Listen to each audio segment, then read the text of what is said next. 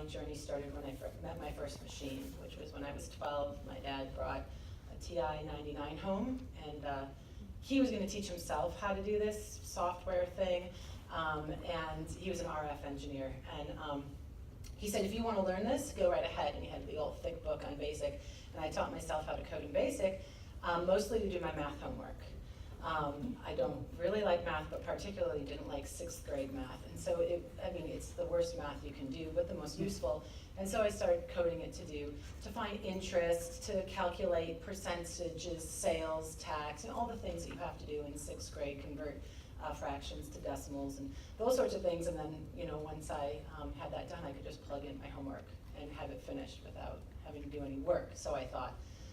But I never thought of it as something I would do as a career. It was just something that was fun. It was a toy, because really my love was writing. And when I was a senior in high school, I had to take 4 years of math and was tired of it. So Introduction to Pascal counted as a math class at my all-girls high school. It was taught by Sister Mary Newhart, who was Bob Newhart's sister, in full habit. And I took this instead, again, of, I just want to take the easy way out. I want to learn more about computers. That's just how I saw them. And I had every intention of being a writer. And when I went to my dad and said that's what I wanted to do, he sort of suggested that I might not be able to feed myself. And I wanted to feed myself. And he was very clear that he was not going to continue taking care of me, but college is a good idea. Maybe you should choose something that you could earn a living. So the next day I'm coding, and something's working, and I'm high on that. And I turn to my teachers, Sister Newhart, and I say, hey, can I make a living on this? No one had told me. I was 17 and no one had told me. She's like, yes, this is computer science. Go down to the office and find some colleges. And so I applied to 3 universities, and Purdue said yes first, and that's what I did. And I went off and studied computer science, and then worked for Motorola, like was already mentioned. And after 10 years, decided to leave that in order to raise my family, because I was mentioning this already, that I didn't do having it all very well. And yet I needed something for my intellect to keep me satisfied in life, and I began to write.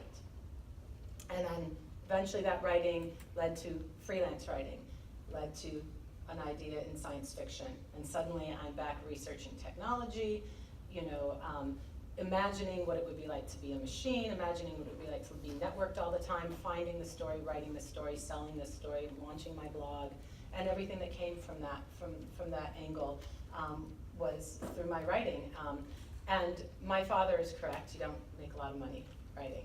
And I'm actually transitioning back into a development and or project management, some sort of role in tech. I haven't decided 100% yet, but I know that I want to go back. I know that I want to be a part of that, and I've been in school retraining for it. And I'm very excited about all the things that are yet to come. So it's interesting to me that your dad kind of pushed you in this technology direction. My dad actually was horrified that I wanted to become a computer scientist or an engineer. He really wanted me to be a lawyer or go to business school, and he actually, it's sort of surprising because I was actually surrounded by computers as a kid, because I grew up in Puerto Rico, and he had a computer service bureau. So he had a machine room full of these UNIVACs, and when I was 14 years old, I went in and read some of the manuals and learned to write some really stupid programs in a very strange language that was, the programs were on punch cards. Oh. And the goal of the program, as near as I could tell, was to spew out as much paper as possible on the line printer. That seemed to be what it was all about. And I wasn't really that excited by it at all. And in fact, when I went to college, I put on my application that I wanted to study political science. I didn't know what that was. The reason I put it was that I had just read a whole bunch of books by Theodore White, who wrote these wonderful historical chronicles of the US presidential election. So he would put out a book every 4 years. I thought that was political science. I didn't realize it was actually history. So, I got to college, I took my first political science class, and I didn't like it at all. And so I kind of bounced around between majors, but I was fortunately at a place where computer science and engineering were not very serious. So there was a lot of flexibility there. That's very true. And I started to take some classes, and then what really turned me around was I got this part-time job, and then it turned into a summer job at the Yale New Haven Hospital to write code for microcontrollers. So I was writing assembly code to control robots for increasing the automation in the clinical pathology lab. So this was the lab that was handling all the analysis of blood samples and so on at the hospital. And that really sort of set me down the path. And I think since then, this was 40 years ago, okay?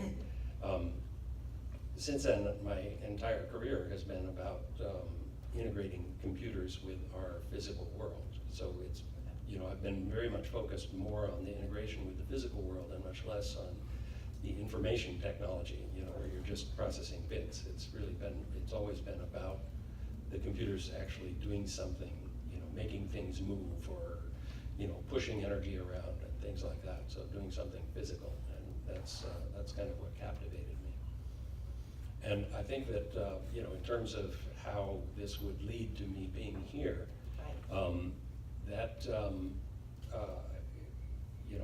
the acceleration in this technology has made me realize that the technology itself is changing humans in a very profound way. We tend to think that we are the ones changing technology, that we're doing all this inventing and we're creating technology, but we don't realize how much it's changing us. Mm-hmm. And there's a kind of a feedback loop there where, in fact, the way that we change technology is influenced by the technology that we've previously created that is then influencing us. And that's why this theme of coevolution is something that, to me is pretty important. It's a major theme of this book that I wrote, the Plato and the Nerd book. Right, and the book that you're working on now. And the book that I'm working on now. Yeah.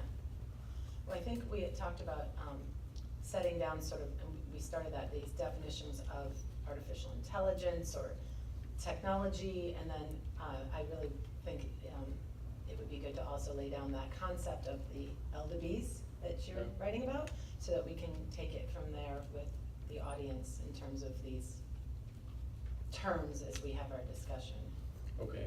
Yeah, that's kind of a fun term, and actually I like it. I'd love to get some feedback from the audience, because my publisher doesn't like it, and they're trying to convince me to take it out of my book draft. But this book that I've written the title is Living Digital Beings, which has the acronym LDB, which I shortened to the word LDB, and then started using the word LDB. And it's the book is sort of framed around the question of whether we should consider all these technological artifacts that we're interacting with on a daily basis that are really so much part of our lives as a new life form on the planet. And that, it's a life form that is sort of so far evolving symbiotically with us, right, for the most part. I mean, there's pathologies that it creates as well, but for the most part, it seems to be really enabling us, for example, to feed 7 billion people on the planet, which would be really, really hard to do without a lot of the technology that we have. Mm-hmm. And so, the book sort of frames the question of trying to understand the human relationship with technology around whether we should see them as a new life form, and what are the implications that has. So I think, for example, of the relationship that humans have with our gut bacteria, right? Mm-hmm. You really can't effectively digest your food without your gut bacteria. You're very dependent on them. We're also very dependent on our computers, right? I mean, think about if we shut down all the computers right now, tonight, okay? Banking, finance, medical. Right. All the money you own will be whatever cash you have in your wallet. Yep. And you won't own anything else. Exactly. You have deeds to your house. And it would become impossible to get home. It would become impossible to feed people. I mean, it would be truly disastrous, right? I mean, so it's not unlike what happens if you kill off all the gut bacteria in a human body. You get not a very pretty picture, right? You get a very, very sick patient. And so, we have that strong symbiotic relationship right now that makes it, not entirely unreasonable to at least use this analogy of, understanding the technology as if it's got its own entity, its own living sense. So one consequence of thinking of it that way is this coevolution idea, right? That the technology, as an engineer, I tend to think of myself as creating software. Yes. For example, you write software. I think, when I write a program, it's something that I have produced from scratch. That's actually not true. And it's becoming less true over time, right? The tools that I use, the very, very sophisticated software tools that I use, shape my thinking about software in a very, very strong way. And the software that comes out of my keyboard is shaped by the technology that I'm using to create that software. It's shaped by the programming languages that I choose to use.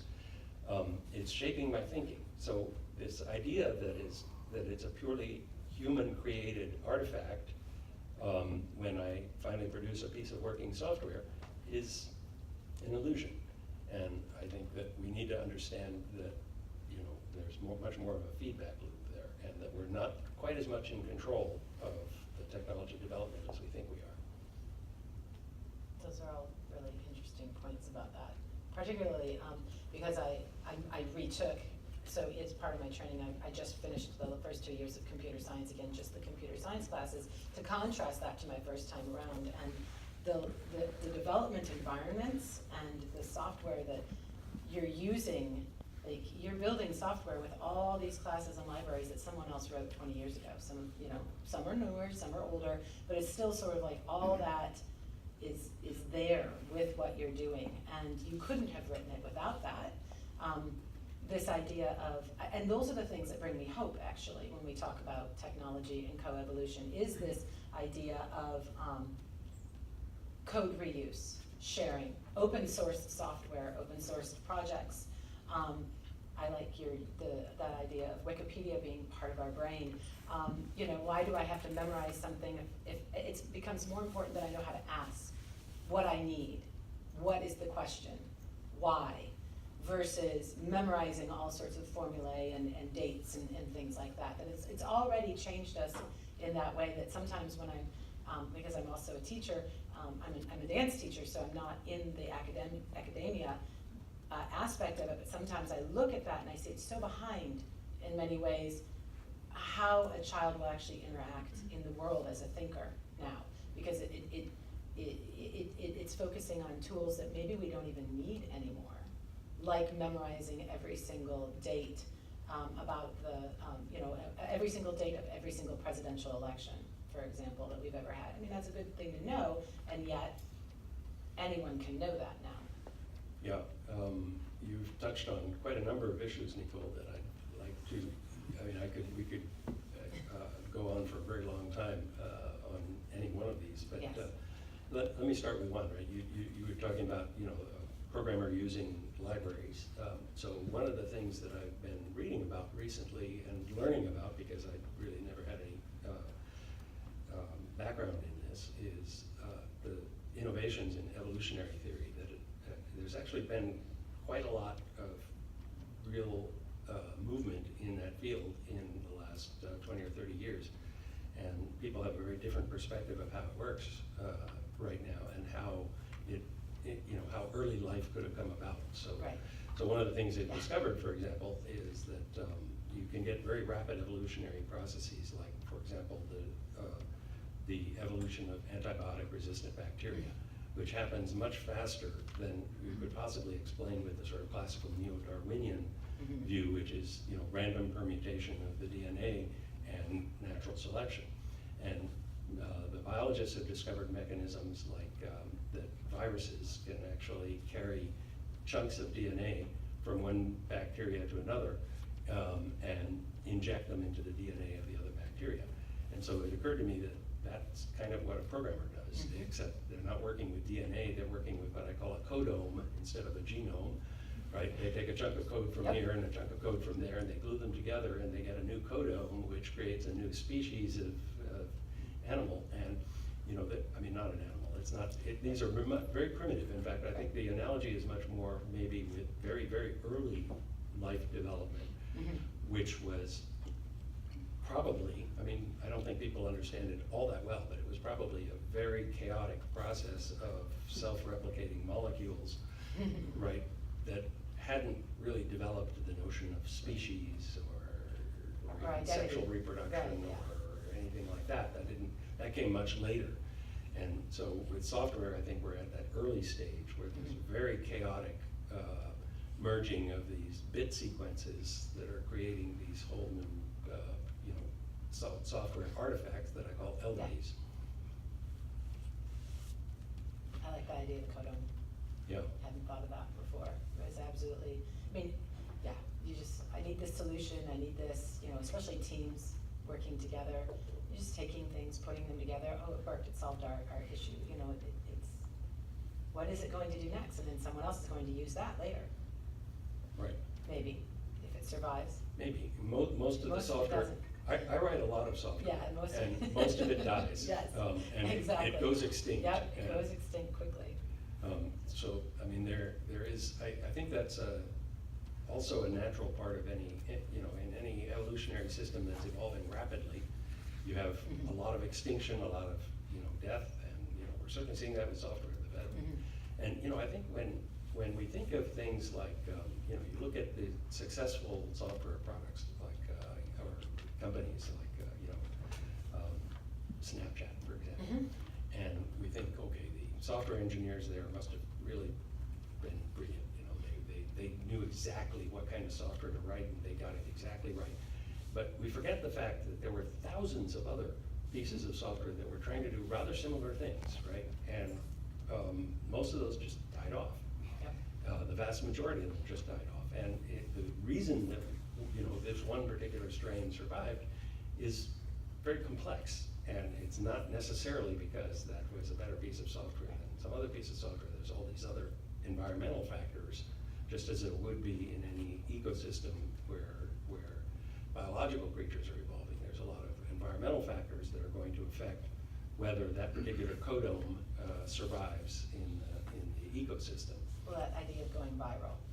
Yes. Right, and it always, in many ways, makes me giggle when I'm at the bookstore and I see a whole shelf full of like, this is how, whatever it is, whether it's your blog or it's your code or it's your app or, this is how you make it go viral. And I don't know that anyone has that magic formula.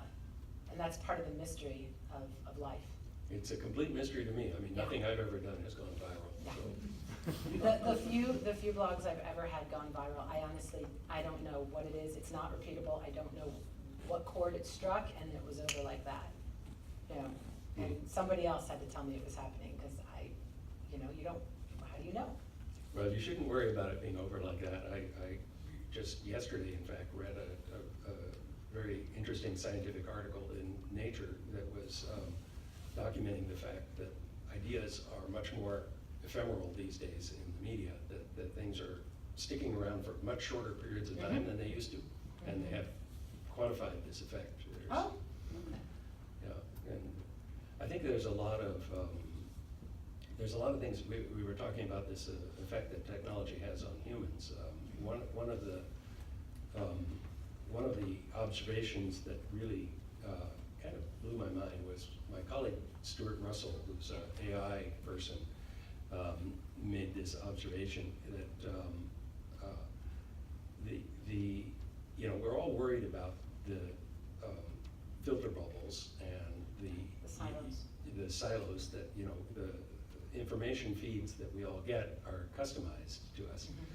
And he pointed out that the algorithms that are choosing what information to feed us are using an optimization to try to predict what we're going to do, right? So the algorithm wants you to click on an ad, or it wants you to click on the next YouTube video, right? So it's trying to predict what things you will actually click on, right? So it's trying to optimize to predict your behavior. But then it's feeding you information that will actually make you more predictable. Right. Because it feeds you information that reinforces the things that you already know, which makes you then more likely even to click on the things that it's going to feed you next time. So there's a feedback loop there where the human is changing and the algorithm is learning.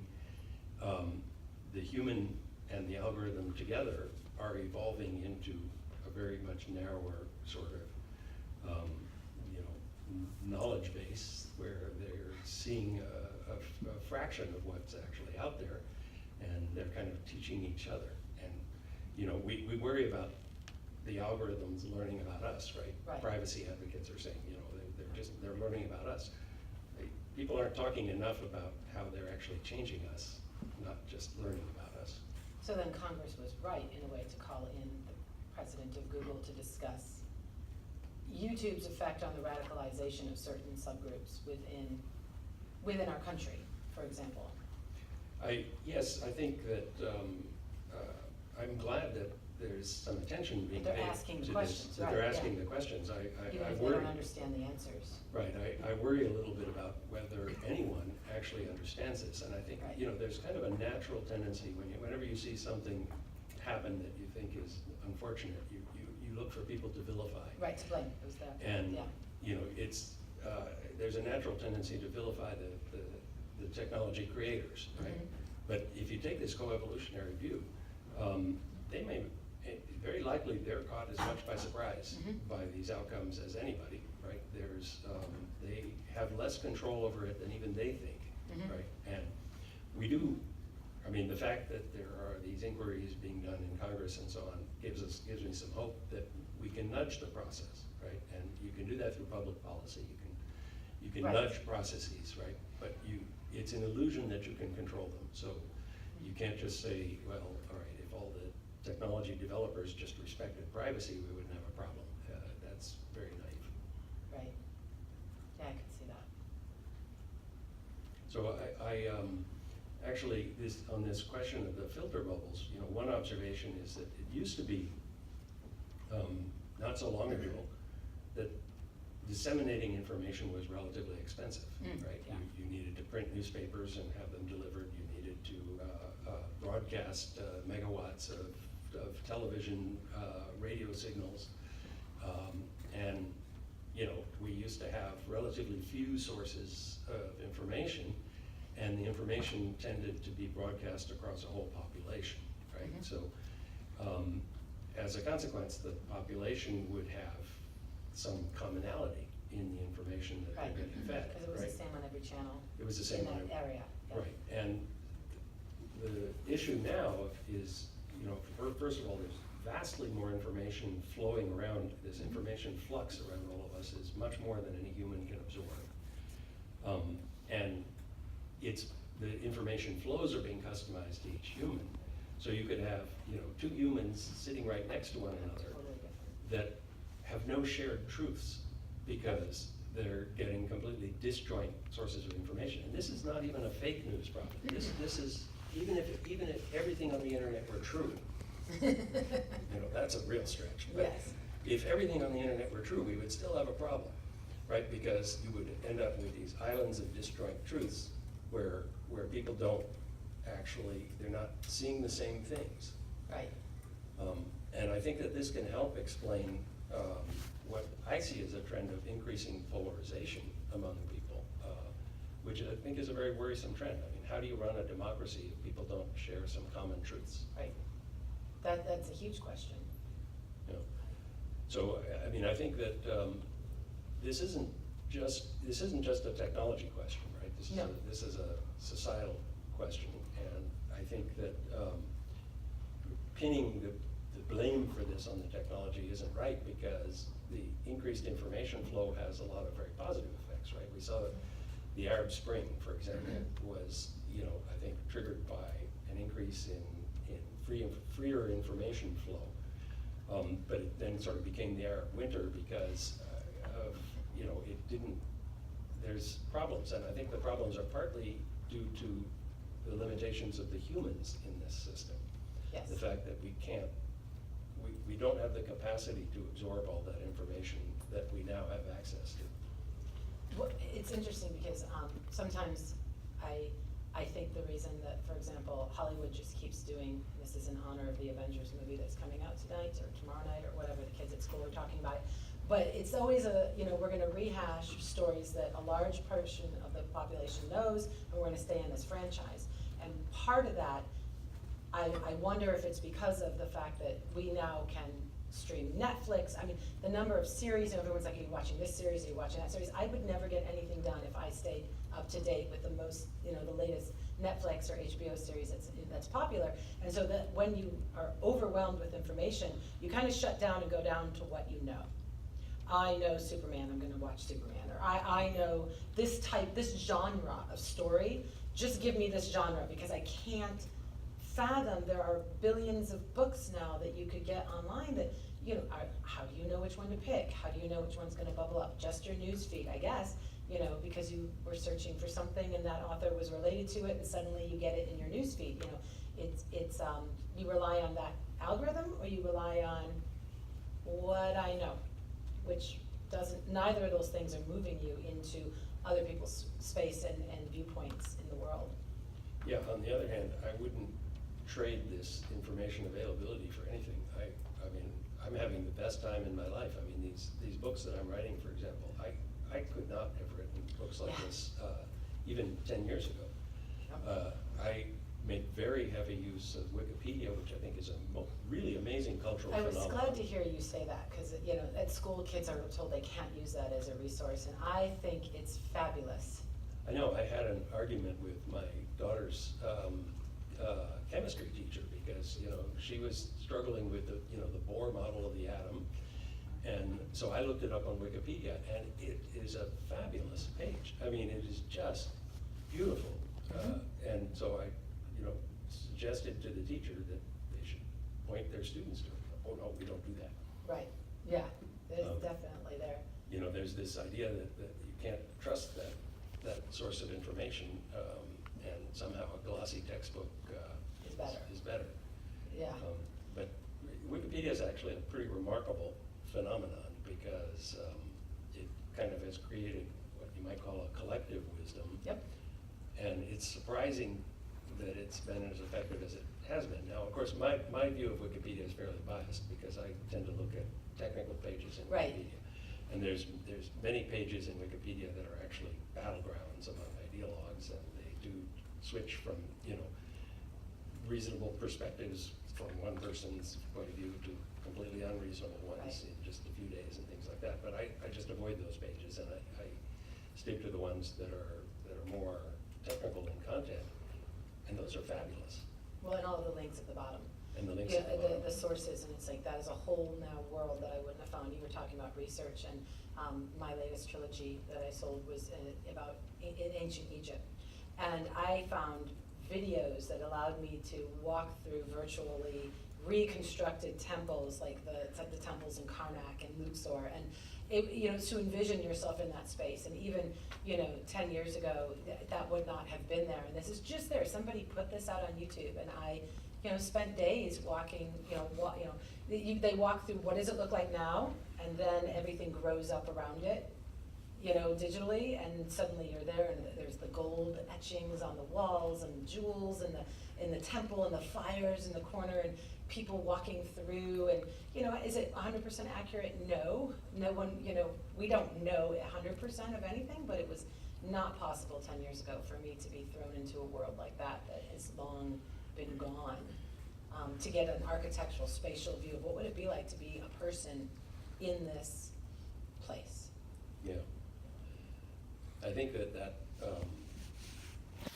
affects us, right? Yeah. As I'm sure as you said, it affects you as an author. Mm-hmm.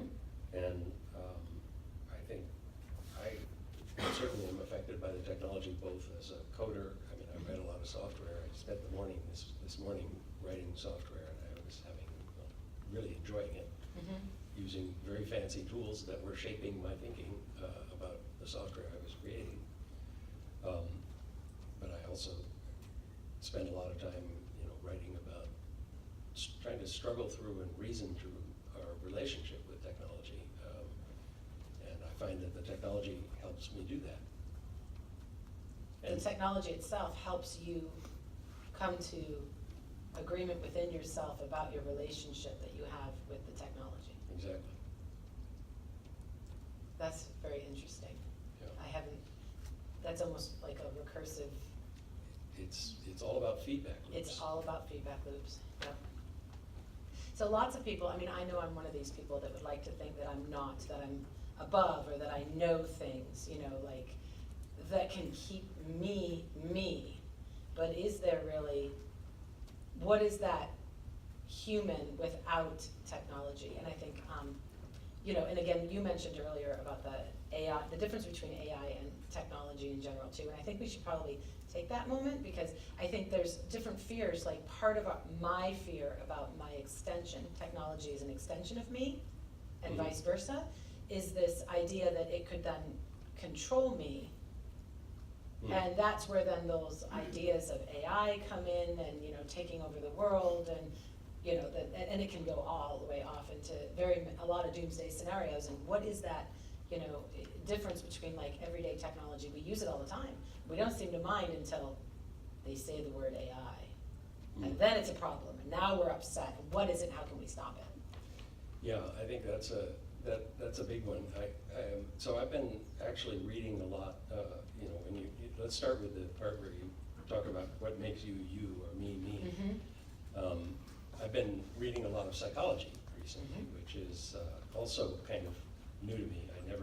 I mean, I took an introductory psychology class in college, but I never really studied it in any depth. But I read Esther Tellin, who's was one of the pioneers. She's unfortunately no longer with us, but she was one of the pioneers of this principle of embodied cognition. And, you know, she says essentially that the human mind doesn't exist independently of the body. That you know, I think a lot of us tend to think of the human mind as kind of software running in the brain, looking out on the world, reacting to the sensors on our body, and, you know, making our actuators, you know, our hands, Right. hands and feet and mouths and so on do stuff. And her thesis was, no, that's not at all what it is. That the human mind actually is the interaction between the brain and its environment. So it's not that the mind is interacting with the environment. The mind is the interaction itself.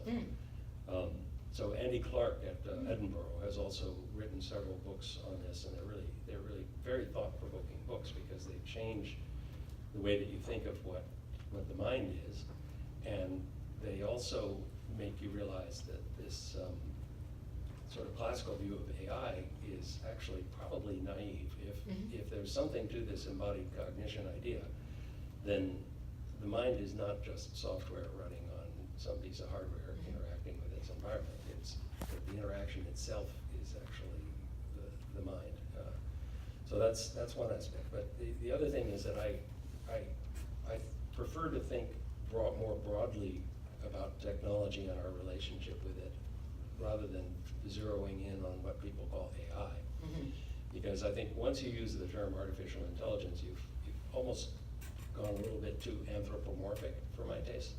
Because, you know, the only form of intelligence that we really know about is human intelligence. And so what we tend to mean by AI is anytime the technology is doing something that looks like what a human mind would do, then we call that AI. But there's other potentially very intelligent things that machines do that we don't call AI, because they're not things that a human can do. Right? I mean, one example is you know, the search algorithms that are customizing the information for you. They're actually doing things that no human can do. Right? They're sorting through vastly more information and constructing these statistical models that no human could do this. Right? So they're actually doing something that isn't human-like, really, in any respect. And yet it's intelligent. And yet it's intelligent by some meaning of intelligence, right? I think that, you know, the recent successes with deep learning have partly fueled this hype about AI, because they've shown that we can make machines that mimic human perception. But it's the perception, it's the vision system, the auditory system, right? That's what it's mimicking. It's not the thinking, it's not the thing that makes you you. Right. It's the perception part of it, which is a very important part of it, but it's actually, you know, from the perspective of our relationship with technology, it's actually a very useful development because we need to interact with the machines on our terms. And so if we can speak to them and they can see what's happening in our environment in a way that is at least analogous to the way we see it, right? They will, if the machines can tell that that's a cat running across, right? Then the machines can do stuff for us that they wouldn't be able to do if they couldn't tell that that was a cat running across. Right. So this ability that the machines have to, you know, have this human-like perception can make them more useful for us because it can give us better mechanisms for interacting with the machines. Like the early Roombas didn't know what cats were, and they would get stuck in corners because a cat would throw them off. They just, in the early trials, that was the #1 problem, was dealing with the moving object, which Really? was almost always the cat. It was the cat. Yeah, Okay, the I house didn't know cat. that. So having to fix that engineering problem was very important for that product to be able to do what it's supposed to do. Yeah. Yeah. I'd given you one of the articles that I'd written about this, or stories, or whatever they like to call them on Medium, but I like to use the analogy of that I, or what am I, with the human development that we see in children, and this fact that I think we would all agree that a baby there's intelligence there, but it's all reflexive intelligence. There's the rooting reflex, there's the fact that the head turns and the arm follows that, there's the desire to roll over and get up, and across cultures, classes, genders, races, these reflexes are in every human being. They're born with it unless something's wrong with the body. And they will learn to walk. And then if they are around someone who can speak, they will learn to talk.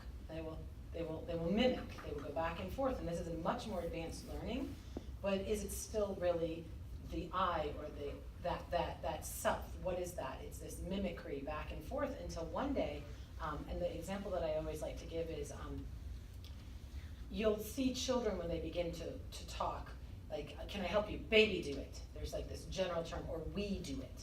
Often it will be like, we do it, and who's this we? You know, there's a we still there. There's a, you know, this sort of, are you separate from me? I have no idea.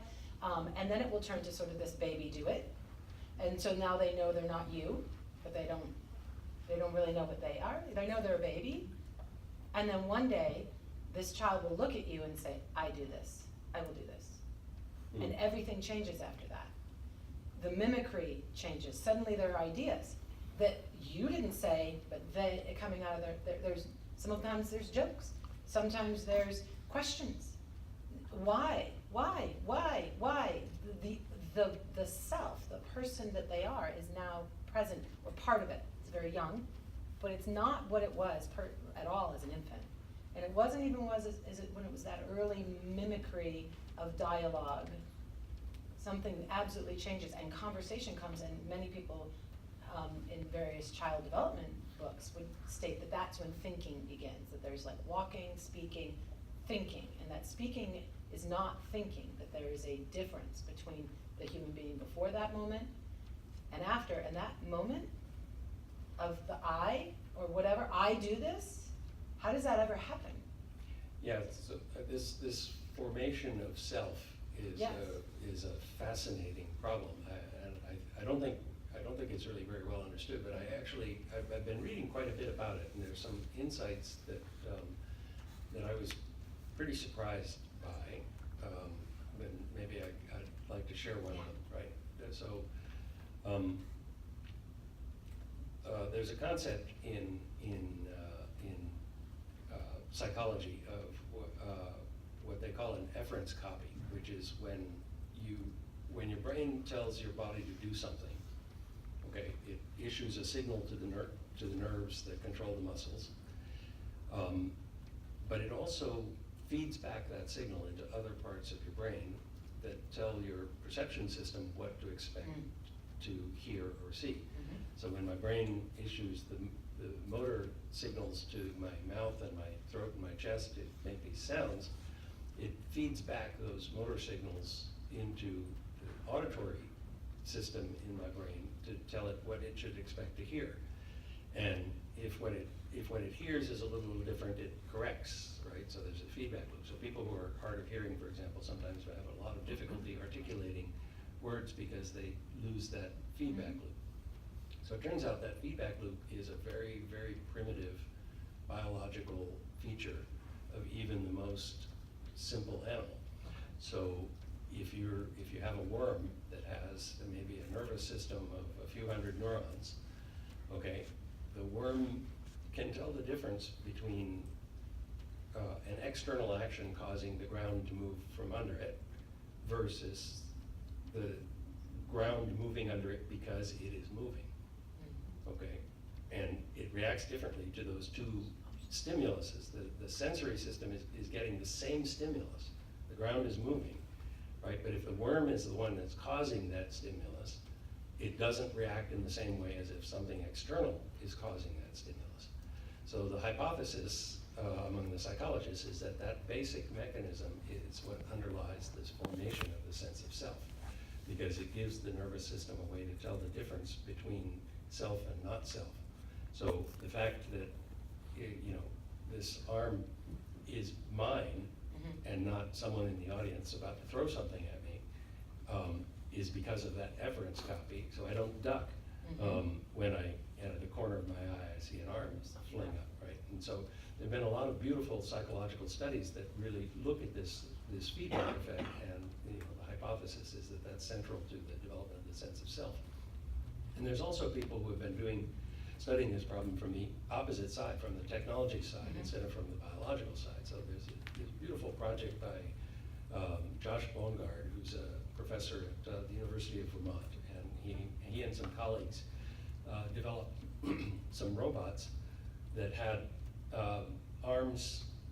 So if you look at pictures of them, they look kind of like starfish, right? So they'll have some number of arms coming out of them. But he didn't program them to use these arms. What he programmed them was to learn to use these arms, right? So that the robot would attempt to do something, trying to achieve some goal like moving in this direction, and issue some stimulus to the arm, and then, with its sensing, it would be able to detect that, well, that really wasn't the effect that I wanted, and so it created this little feedback loop, and the robot would learn to use the arm.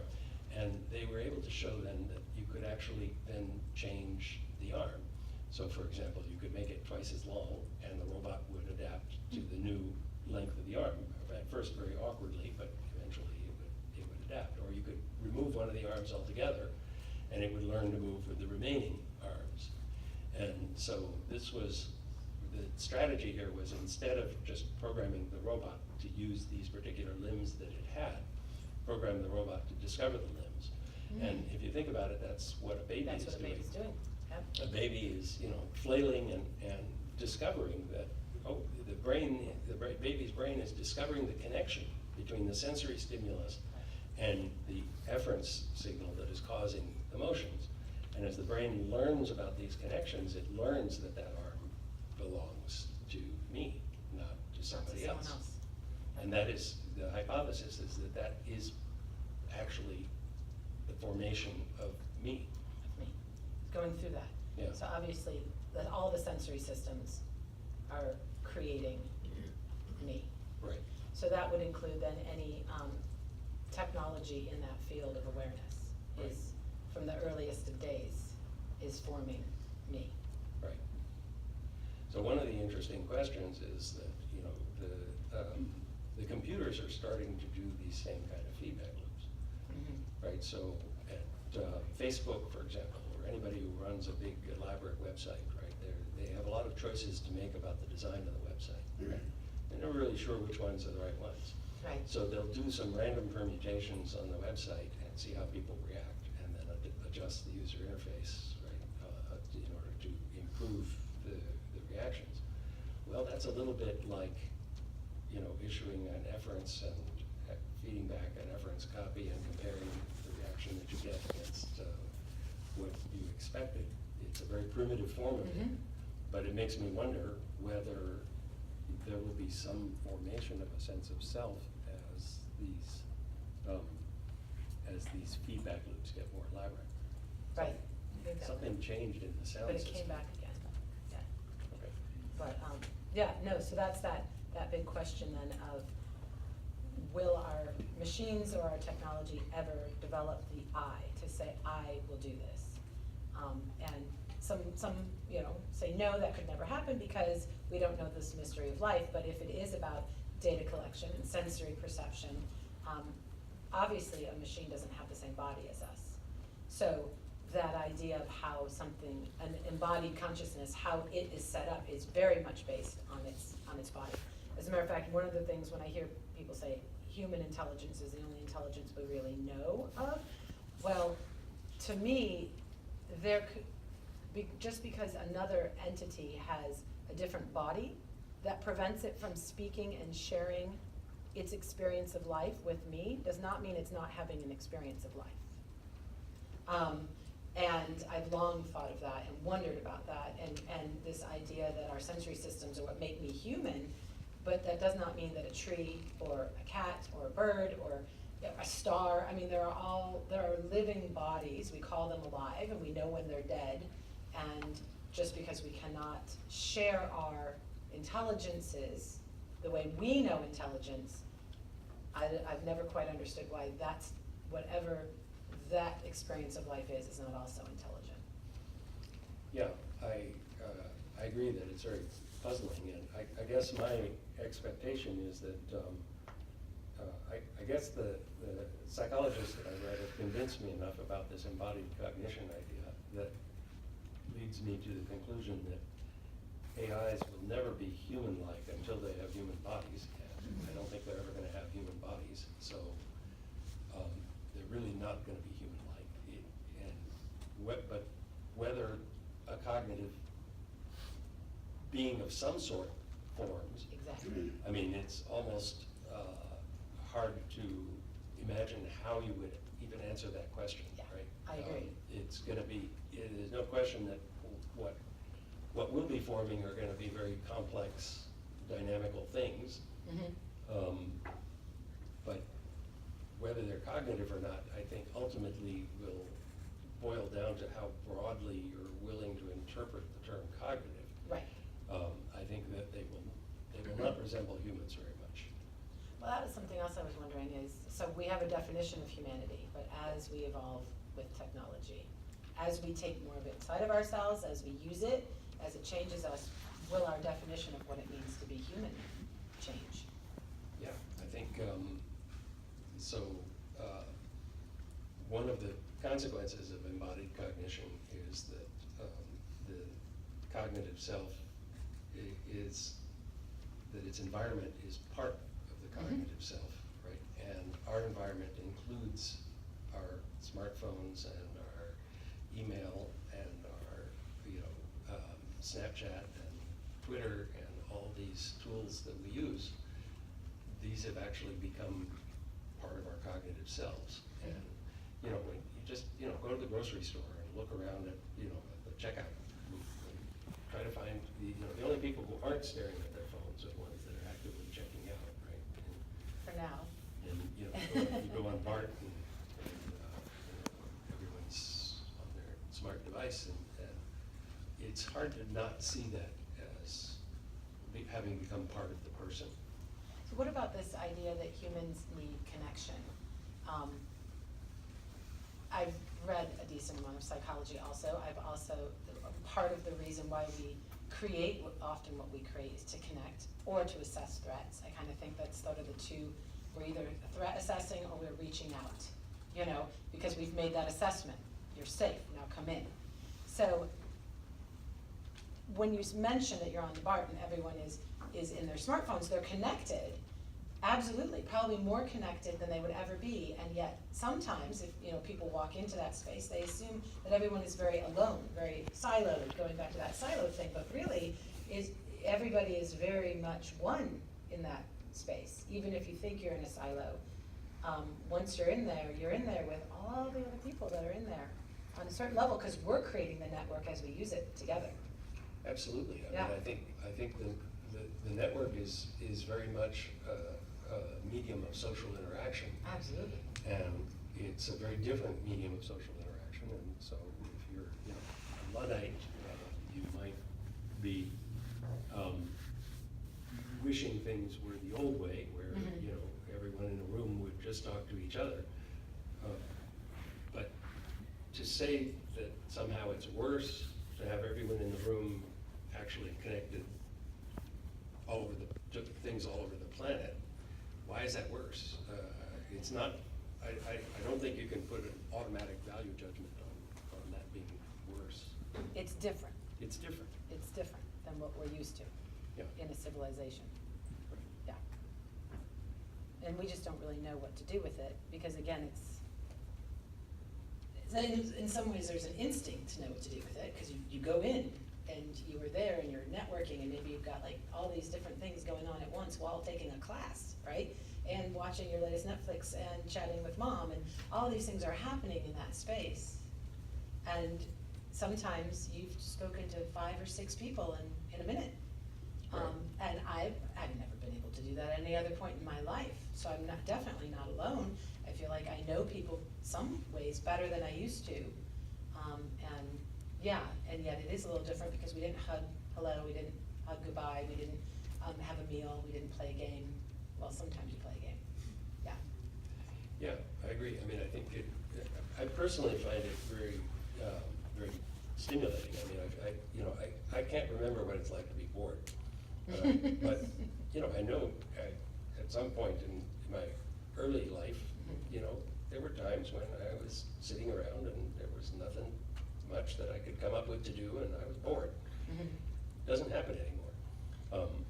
And I relish actually the kind of intellectual flux that is mediated in part by the technology, and not just the intellectual flux, but also the social interactions. I mean, Yeah.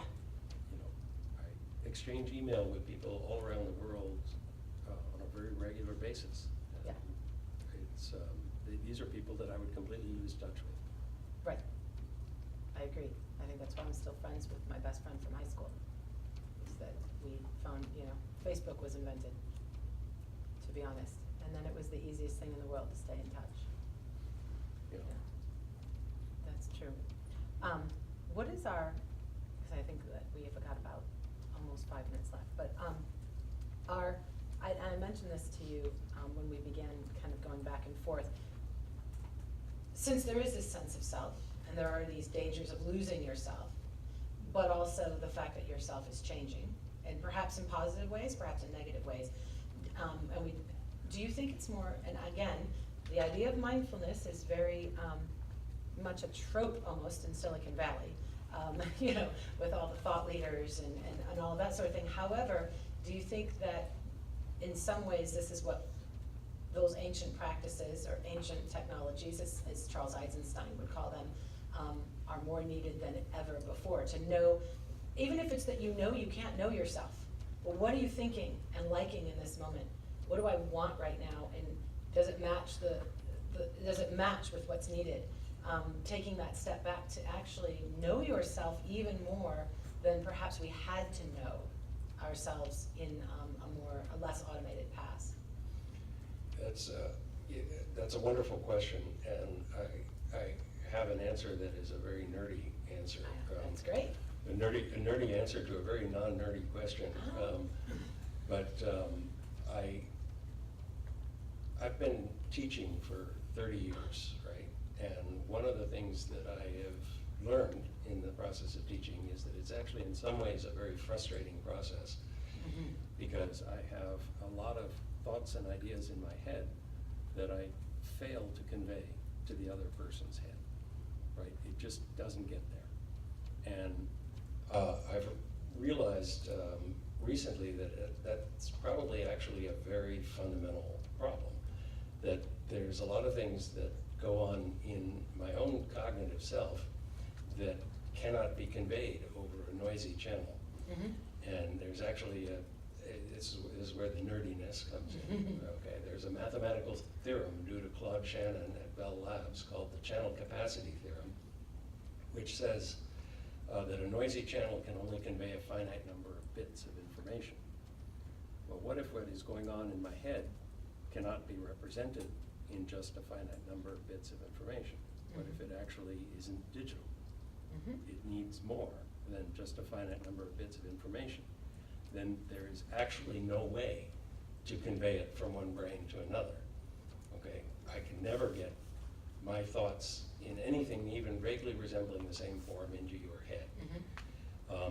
So that says that, in a way, the introspection that you might indulge in as part of meditation or something like that, that you're actually experiencing something that you fundamentally never can share. Absolutely, yes. And I think there's enormous value in that, because that is, of course, also part of what it means to be me. I have that going on here. I can never share it. I can never export it. I need to just have it myself and know that it's there. Right, So, and do it. yeah. Yeah. That makes sense on some level, even though it is a little nerdy. And those are private experiences, and yet the idea of watching yourself, of observing all of that chatter is not new by any stretch. And since there's so much coming in now, a lot of which we're not even sure, we know we can't process it, we know there are noisy channels, we know we get bits and pieces because everything is bigger, including what's inside of us, and also what we put out there, and also what we're sharing on the web, that to watch your reaction to all of it, I guess, more than judging what's being said inside my head or outside of me, watching my reaction to all of it can actually teach me about myself, even as I change. So I don't know if you've read Douglas Hofstadter's books. He's very well known for Vidal Eschenbach, which was a big hit a long time ago. But he wrote more recently a book that is, what's the title? It's I am what? A strange loop. I Am a Strange Loop. Oh. Right. I Am a Strange Loop. And he actually says in the preface that he thought it should have been titled I Is a Strange Loop. But that would have been too grammatically weird. But he's actually talking about, in this book, about the sense of self. And one of his basic theses in the sense of self is that it actually does extend beyond the individual person. And that when you're engaged in a social interaction, that your self actually extends into the person that you're interacting with. And I think that it's a very thought-provoking book, and he's a technologist and a neuroscientist and a philosopher all at once. And so it's a very thoughtful treatment of the subject, not very, very thought-provoking. So I definitely recommend it.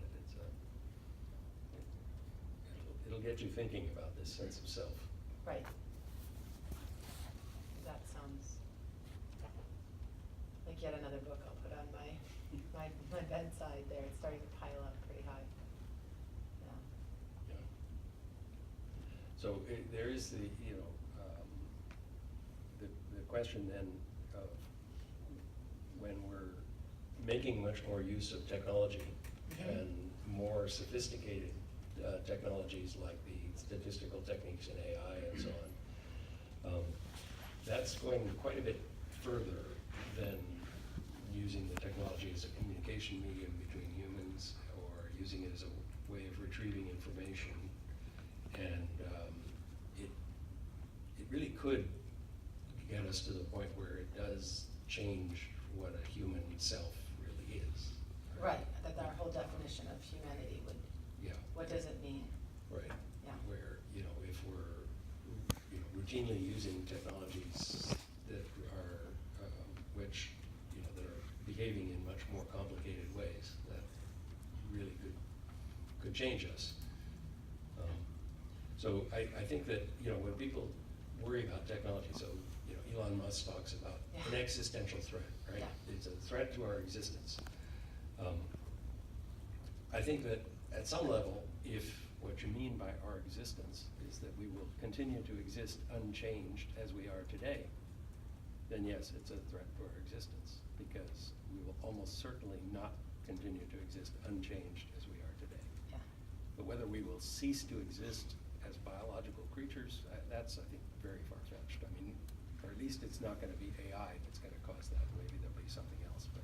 Right, some sort of more environmental disaster Right. than it would be from our technology. But I would agree with you that there is a new way of humanity and a new way of being, and it's already happening.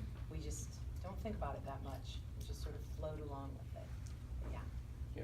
But I think that the technology has a lot of potential to help us to, Yes. you know, I mean, I think, you know, climate change is much better understood than it might have been had we been in kind of the same, you know, kind of economy that we're in today without a lot of the technology. I mean, the sensing that we're able to do, the modeling that we're able to do of the climate using computers helps us to Has been very understand helpful. what's going on. And so it's evidently the technology has the potential to help us solve other existential threats. right. Well, I think we have to go on to Q&A, but I would like to just end with that I've always seen it as a partnership. I know there's a coevolution, but you know, my very first moments with a computer was making it do my math homework. So I would agree that we're already in partnership, whether it's in doctors' offices, whether it's with climate change, whether they're advising, and that's not a bad thing, and that focusing there would be a great step for our efforts in putting our money in our mind power. So. Yep.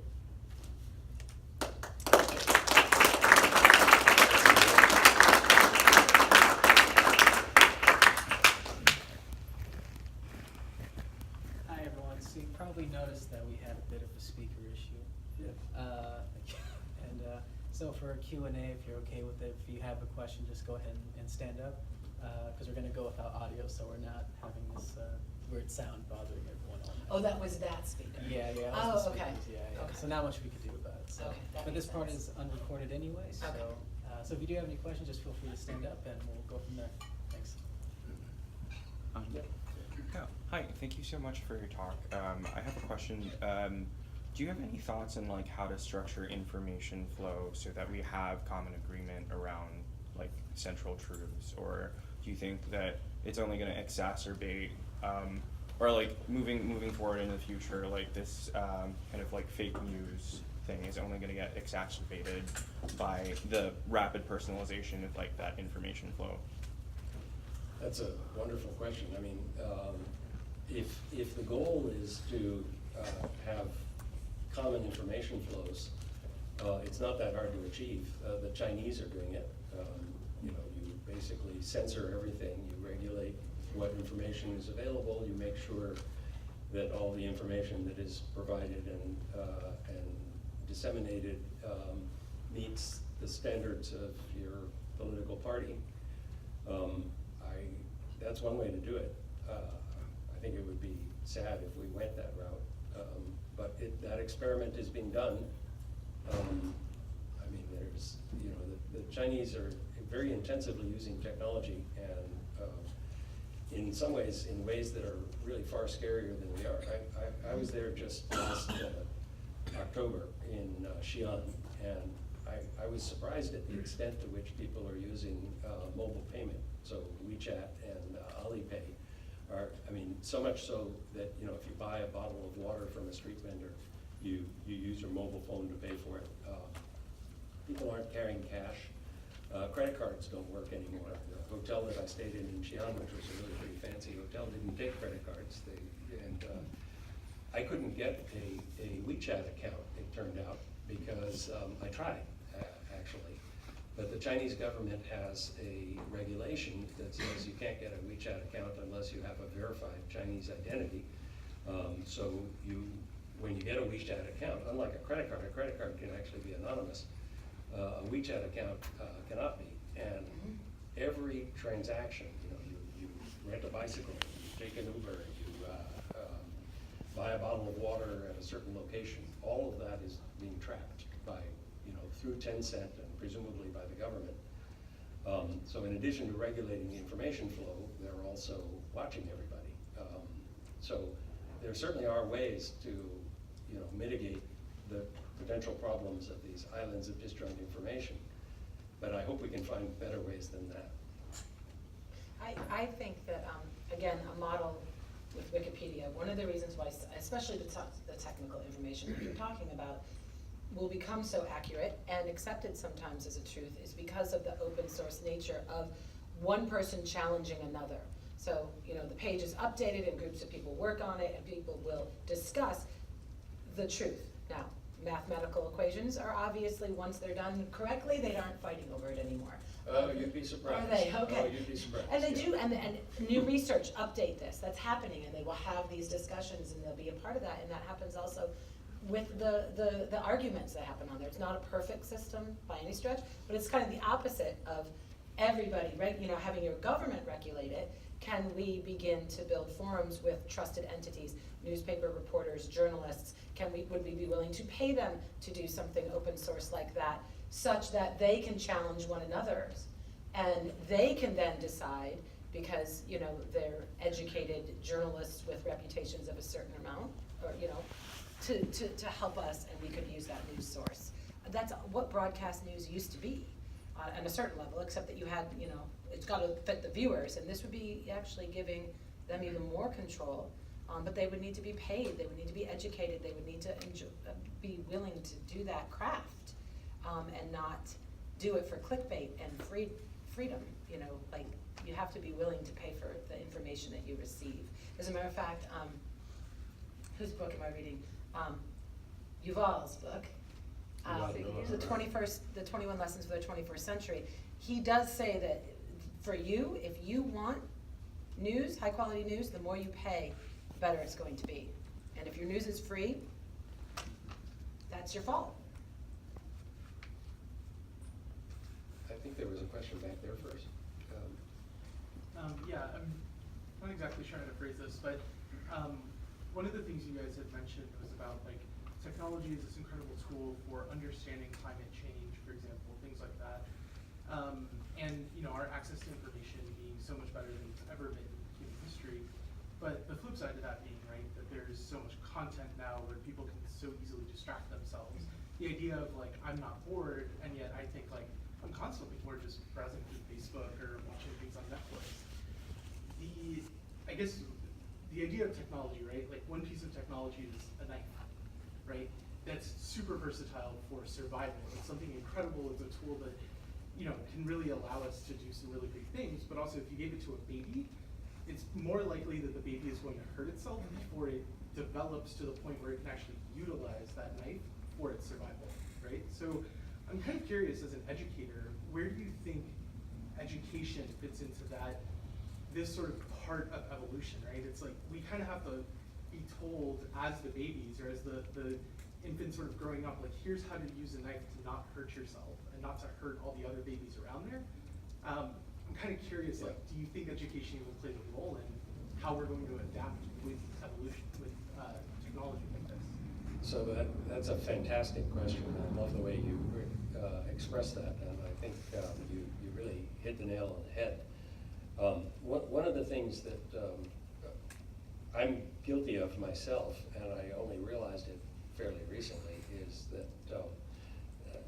technologists teaching technology, we tend to think that we're teaching skills and know how to go out and get a good job and get a good salary and so on. I have come to realize that we need to be teaching technology as a societal phenomenon for, not just for learning skills to get a good job, but learning how to navigate through the new world we live in. And I think that it's every bit as important as, learning enough about the humanities to be able to, read intelligently and critically, right? That's something that we have long emphasized in education, is reading critically, right? Learning to read critically is a very important life skill. Learning to look at technology critically is not something we teach in engineering schools. And it's a huge mistake, in my opinion. So they haven't added that in? No, and there's sort of a kind of a naive answer that, well, we'll require all our engineering students to take an ethics class. Yeah, right, once logic, during their that one program. logic, yeah. And if, if they take an ethics class, all our, we've covered our Problem ass, and, it's, the problem is solved, right? And, that doesn't really make any sense as an answer. It's not really addressing the right problem. I mean, ethics is very important, but that's not what I'm talking about here. I'm talking about learning to look at technology critically in a more humanist kind of way, the way that you would learn, the way you would learn literary criticism or something like that. You want to be analytical, but not overly analytical. You want to understand the relationship that the technology has with humanity. And so a very simple example is, we'll teach an introductory programming class in Python. We never tell the students where Python came from. It was an invention of, a guy at CIIS in the Netherlands, one guy who, prototyped this language.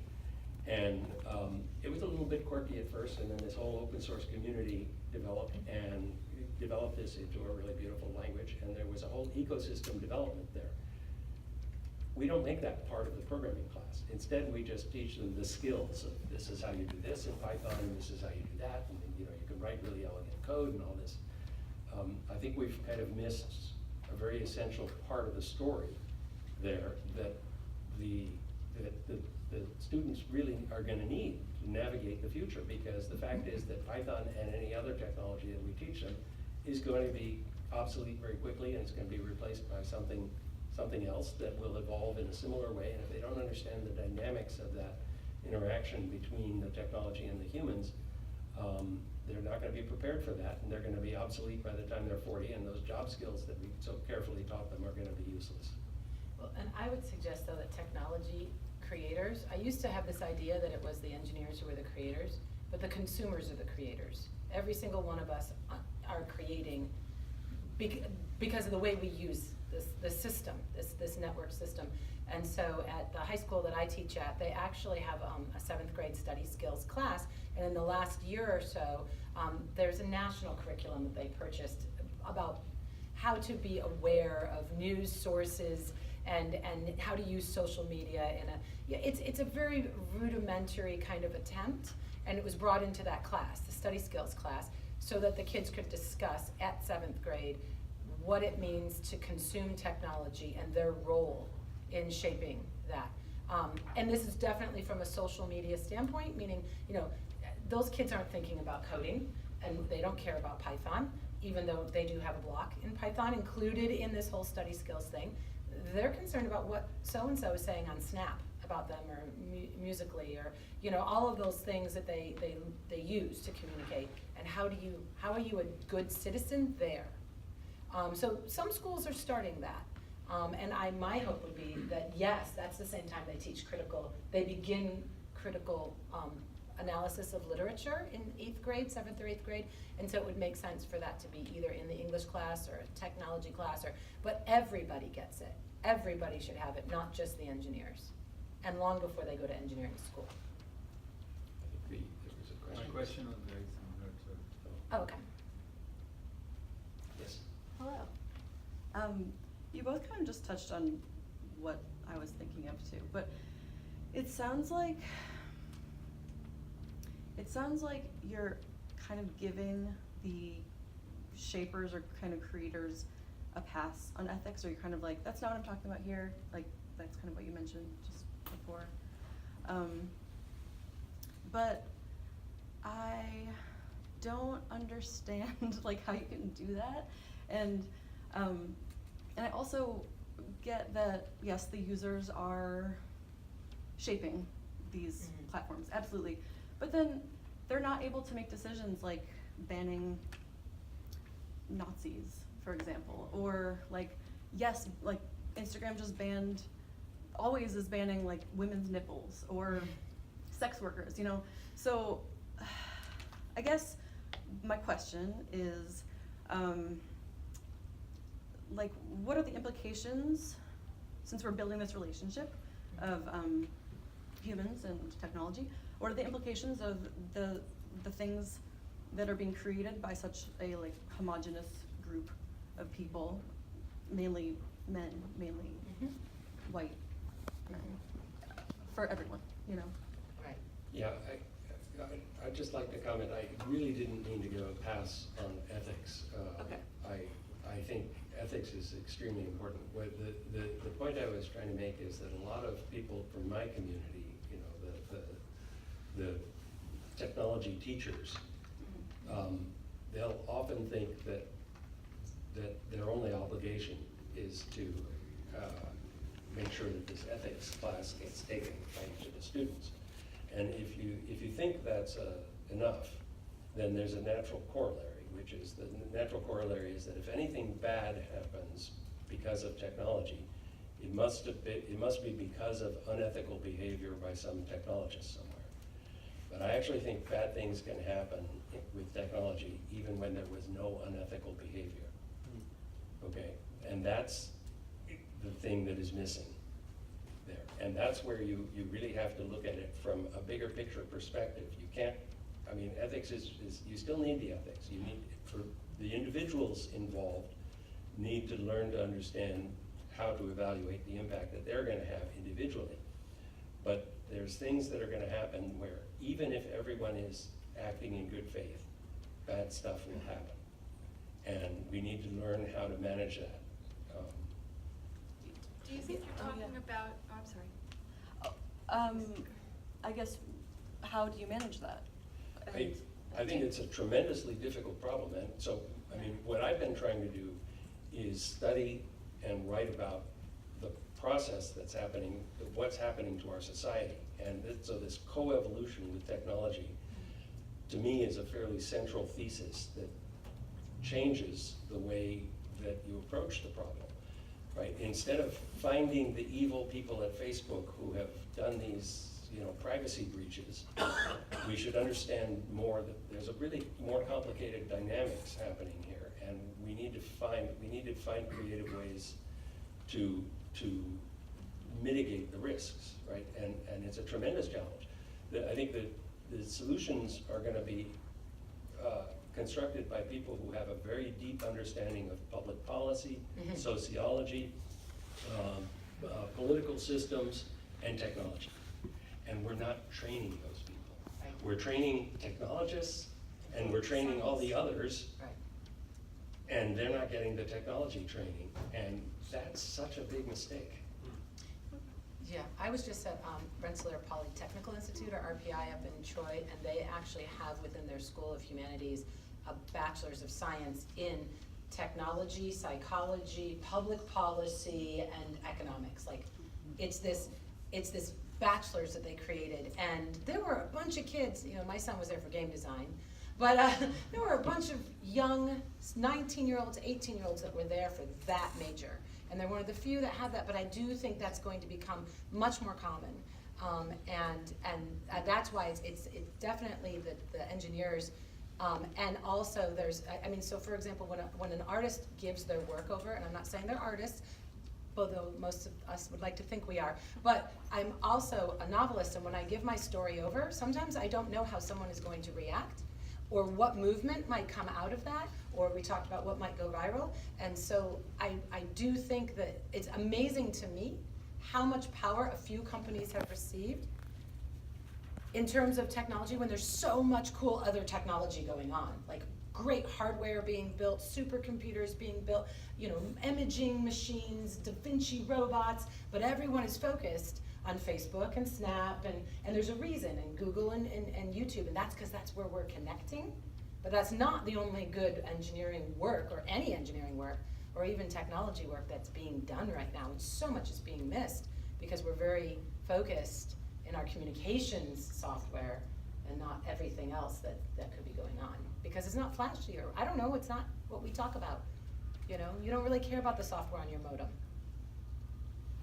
I think there was a question, Yeah, right? you had Did one. you have? It just sounds like we're talking about putting empathy into the programming language somehow, and I just think that's an interesting way to intersect what you were just mentioning about that degree, right? That is Yes. the intersection Yeah. of teaching that. But it's also, we're talking about the training and the education piece of the feedback loop that you mentioned earlier, right?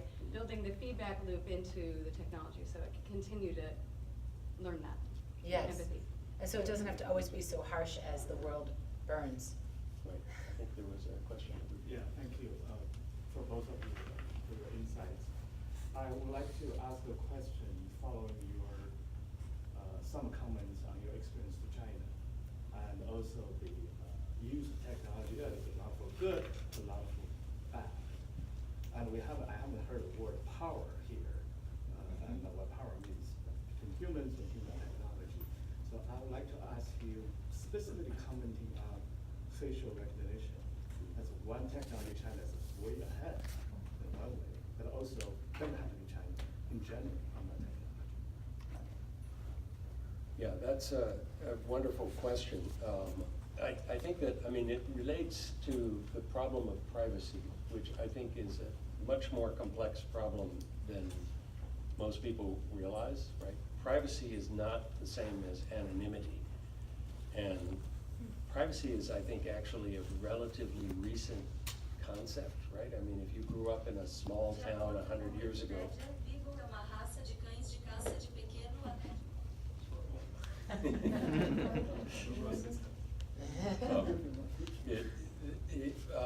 if you grew up in a small town 100 years ago, you know, everybody knew what everyone else was doing, and you didn't need any facial recognition technology, and you didn't need WeChat to be tracking everybody, right? Our societies have gotten much bigger, and what we've done is we've learned to use the technology to give us the same lack of privacy that people in a small town used to have, right?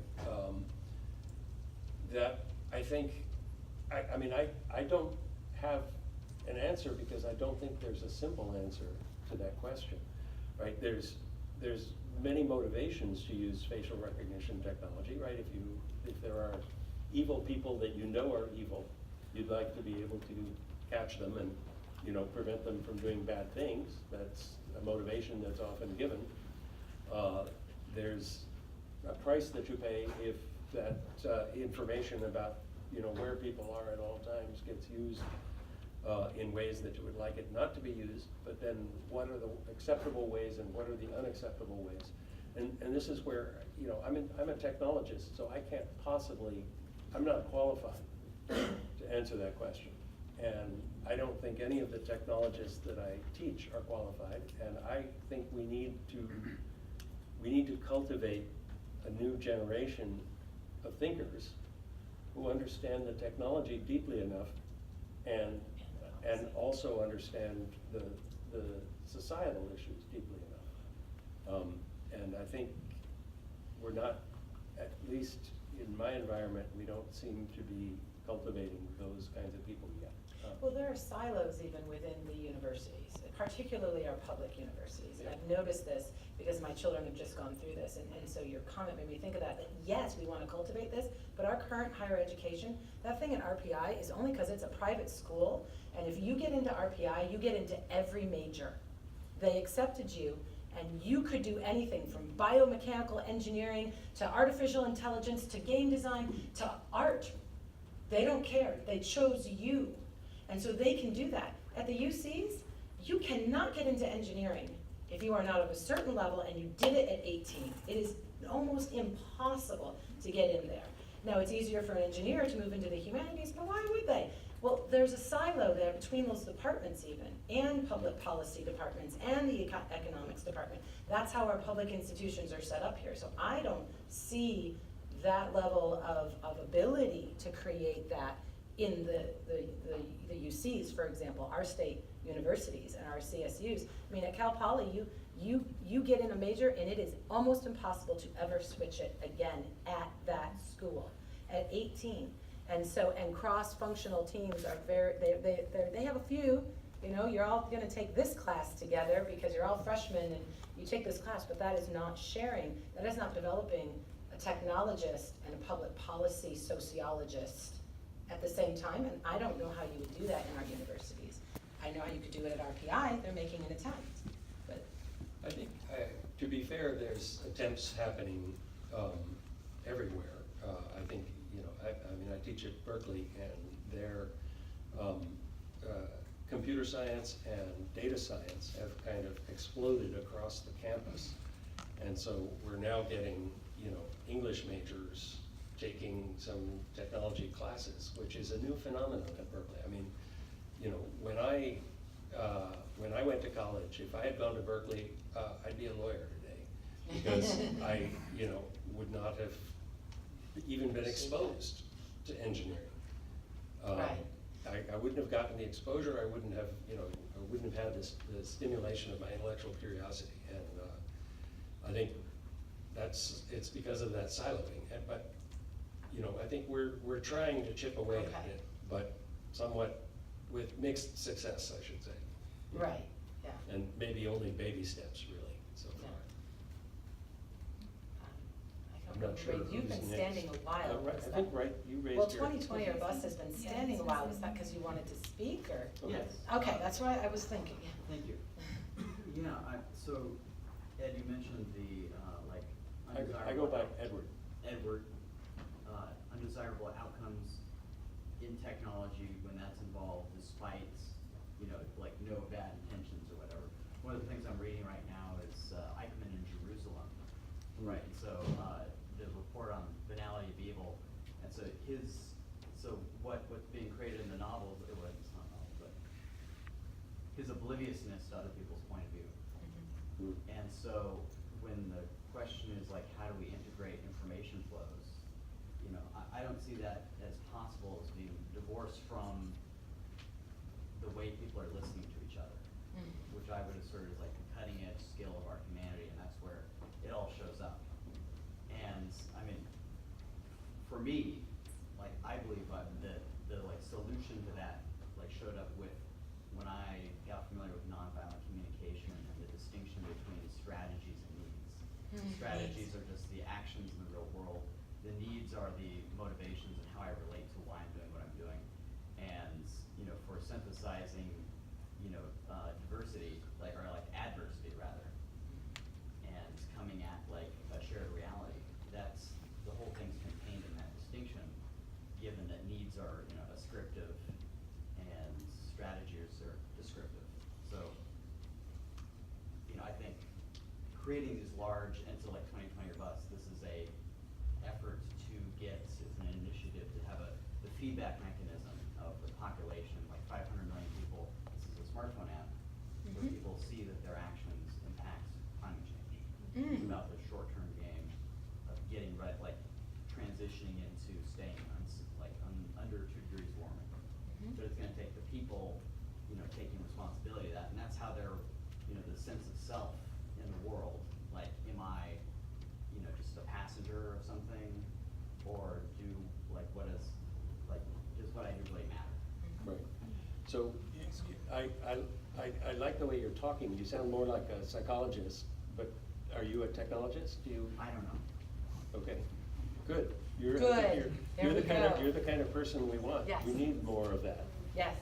Thinking at that level is, I think, really what we need more of, right? It's not, you know, it's quite different from thinking about, you know, how do you structure your app and your servers to be able to handle 500 million clients reliably. Yeah. That's what we're teaching our engineers. Well, and that Right. efferent flow, you know, when you're talking about Facebook and the A/B testing, that's really about, you know, the attention economy. And I would assume that we're not going to have satisfied people until we're finding this sort of sense of completion within each other's listening, within each other's attention. That's what we're like.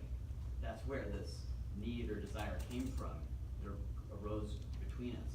And so we're looking, you know, like, so yes, it's all gut bacteria as far as the electronics is concerned. But as far as like who we are to that, you know, like that's like we're the can take one more question.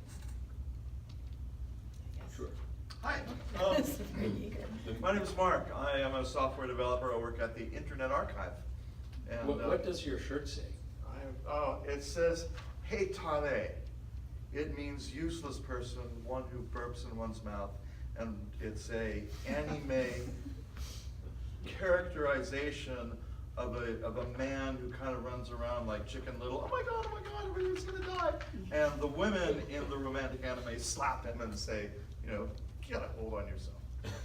So I thought it was funny that the T-shirt expressed that, and I bought it at a Japanese store. I have a question, but first of all, there's a conference, and I printed some flyers. They're on the table. This conference is at UC Berkeley, June 2nd through the 6th, and the International Society for the Study of Information, and Terry Deacon is leading this, a UC Berkeley professor. Where's the I in AI and the meaning of information?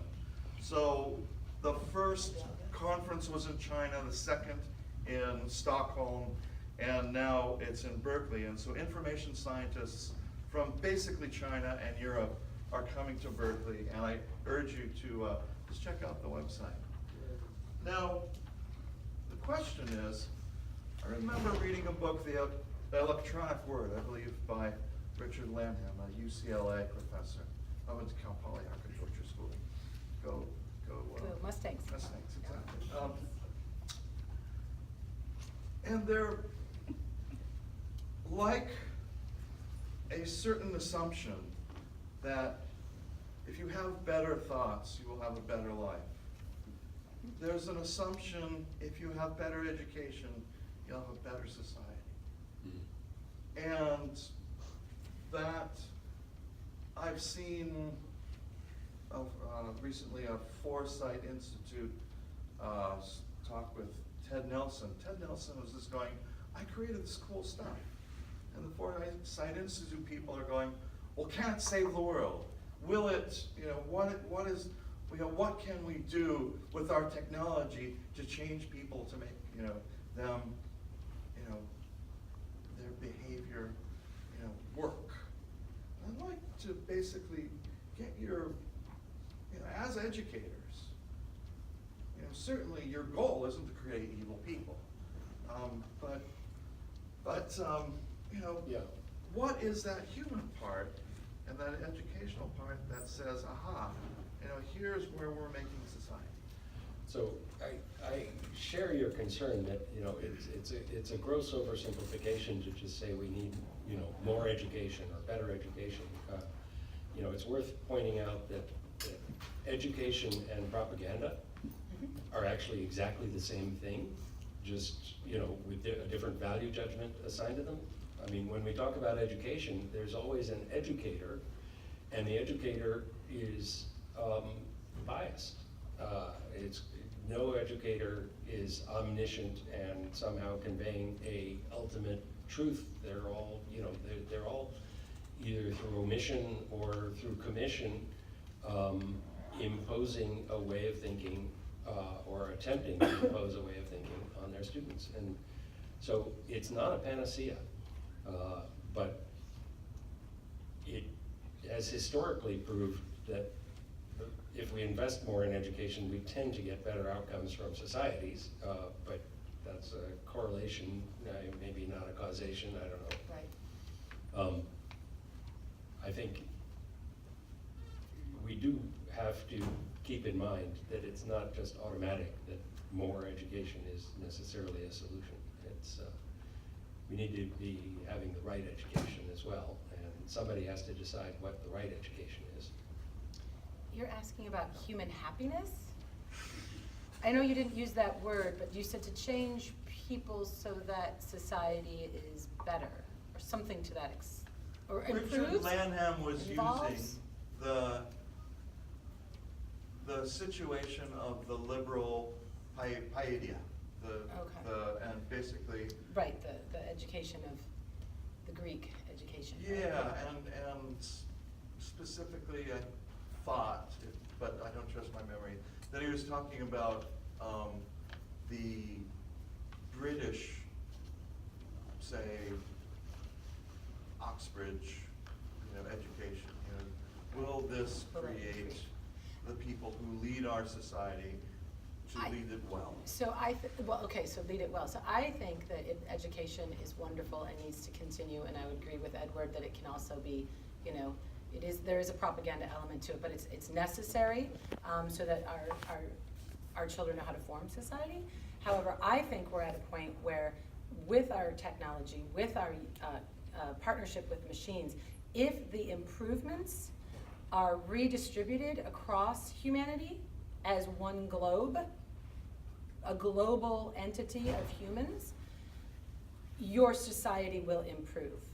Whether and education will change based on that, medicine will change based on that. So for me, there's a potential there for us to be almost freed from certain things that may have held us back, but it's only if we can share it amongst ourselves as one species that's on a planet, and it matters how we live on that planet together. And that education can't really change anything unless it can make us willing to look at one another as being worthy of that gift, including ourselves. So educating people to actually want to share, to want economies of abundance, to want to be free the way information is actually free. It's not like currency quite the same way, It's not limited. But I don't know if we're there yet. So to educate ourselves, to be that way, to be able to be critical and think, and all the classical aspects of education, we have one extra step here, and that is that we have a whole humanity, and we have to share all of that with everyone. On that note, I'd like to thank you all for Yes. sticking through it, Yes. and for the great questions. Yes, thank you I really very much. appreciate it. I really enjoyed this. So, thank you.